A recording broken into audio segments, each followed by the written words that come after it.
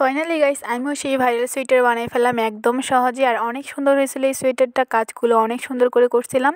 তো আমি একটা পুরাতন সোয়েটার বের করে নিছি এখানে। তারপরে এখানে 4 রকমের সুতা, কেচি, সুই আর একটা কাঁটা চামচ লাগবে, ওইটা নিয়ে নিছি।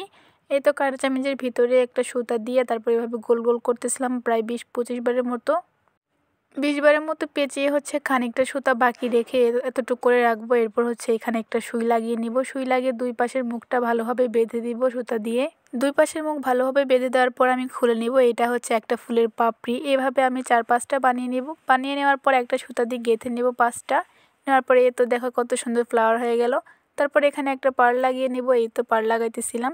তো লাগানোর পরে দেখো দেখতেই কত অনেক সুন্দর লাগতেছে, তাই না?